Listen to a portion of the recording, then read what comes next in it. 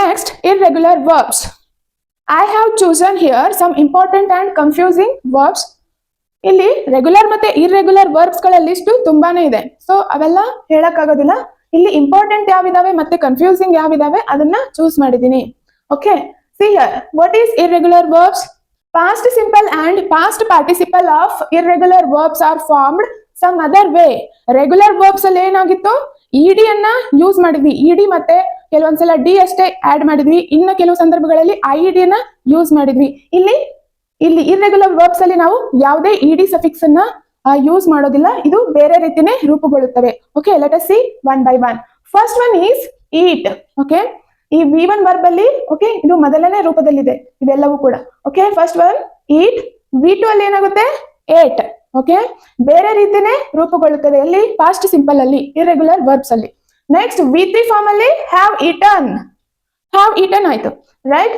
C the example, I eat pizza, ನಾನು pizza ತಿನ್ನುತ್ತೇನೆ. Okay, I ate pizza, ನಾನು pizza ತಿಂದಿದ್ದೆ. Finished action. ಓಕೆ, ಪಿಜ್ಜಾ ಇಲ್ಲಿ ಹಿಂದೆ ತಿಂದಿದ್ದೆ. Okay, next I have eaten pizza, ನಾನು ಪಿಜ್ಜಾ ತಿಂದಿದ್ದೇನೆ, ಮುಂದೆನೂ ಕೂಡ ತಿನ್ನುತ್ತೇನೆ ಅಂತ ಹಾಗೆ. I have eaten pizza present perfect tense ಅಲ್ಲಿ ಇದೆ. ಸೊ ಪ್ರೆಸೆಂಟ್ ಟೆನ್ಸ್ಗೂ ಅನ್ವಯ ಆಗುತ್ತೆ. So the finished action in the past that is relevant to the present. Okay, ಹಿಂದೆ ನಡೆದಿರುವ ಘಟನೆ ಈ ವರ್ತಮಾನ ಕಾಲಕ್ಕೂ ಕೂಡ ಅದು ಅನ್ವಯಿಸುತ್ತದೆ, right. Next run, ran, have run. Okay, past participle of the main verb. ಇಲ್ಲಿ V3 ಅಲ್ಲೂ ಕೂಡ ಇದು ರನ್ ಆಗುತ್ತೆ, ರೈಟ್. V3 ಫಾರ್ಮ್ ಅಲ್ಲಿ ಇದು ರನ್ ಆಗುತ್ತೆ. ರನ್ V2 ಫಾರ್ಮ್ ಅಲ್ಲಿ ಏನಾಯ್ತು ರ್ಯಾನ್, ಇಲ್ಲಿ ಕೂಡ ರನ್ ಆಗುತ್ತೆ. ಸಿ, ಐ ರನ್ 5 ಕಿಲೋಮೀಟರ್, ನಾನು 5 ಕಿಲೋಮೀಟರ್ ಓಡುತ್ತೇನೆ. ಐ ರ್ಯಾನ್ 5 ಕಿಲೋಮೀಟರ್, ನಾನು 5 ಕಿಲೋಮೀಟರ್ ಓಡಿದ್ದೆ ಹಿಂದೆ. Okay, that was finished action. Already ಆ ಕ್ರಿಯೆ ಮುಗಿದು ಹೋಗಿದೆ. So here I have run 5 kilometre, ನಾನು 5 ಕಿಲೋಮೀಟರ್ ಓಡಿದ್ದೇನೆ, ಮುಂದೆನೂ ಕೂಡ ಓಡುತ್ತೇನೆ. So the action is relevant to the present also. Past action is relevant to the present also.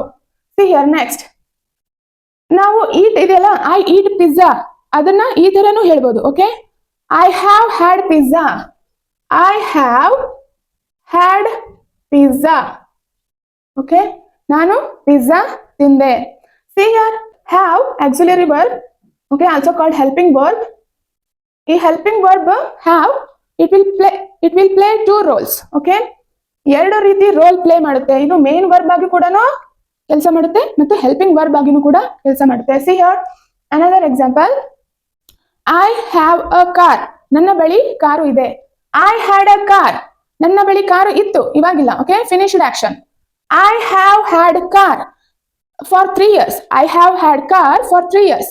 ನನ್ನ ಬಳಿ 3 ವರ್ಷಗಳಿಂದ ಕಾರು ಇದೆ. ಓಕೆ, ಅಥವಾ ಈ ತರ ಏನಾದ್ರು ಹೇಳ್ಬೋದು, I have had car.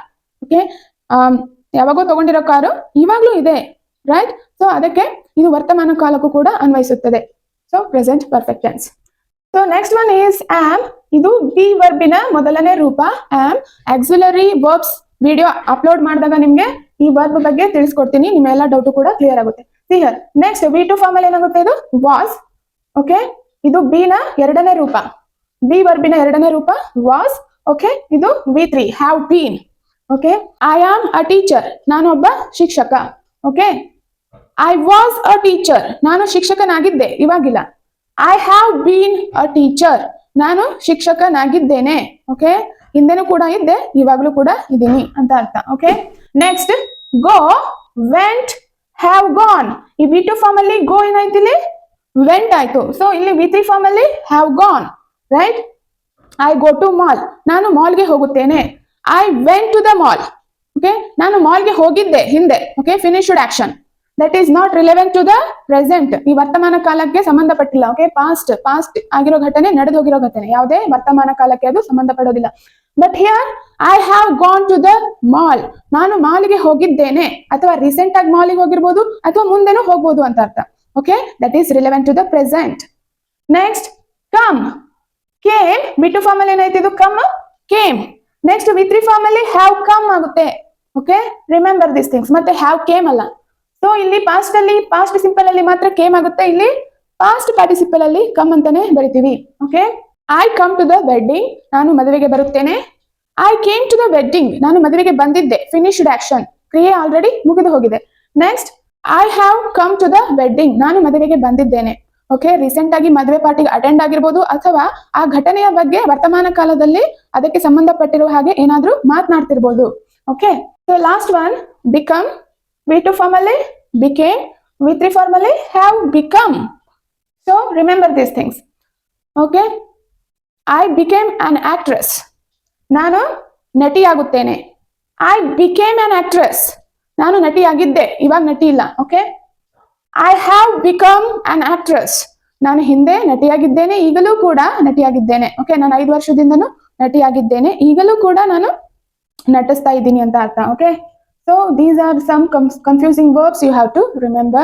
So if you have any doubt regarding this, feel free to comment in the comment section. So next ನಿಮಗೆ auxiliary verbs ವಿಡಿಯೋದಲ್ಲಿ ಹ್ಯಾಡ್ ಮತ್ತೆ ಹ್ಯಾಸ್ ಬಗ್ಗೆ ಎಲ್ಲ ಇದಕ್ಕೆ ಸಂಬಂಧಪಟ್ಟಿರುವ ಎಲ್ಲ ಟಾಪಿಕ್ ಬಗ್ಗೆ ನಿಮಗೆ ಸಂಪೂರ್ಣವಾಗಿ ತಿಳಿಸ್ಕೊಡ್ತೀನಿ. Okay, see you in the next video.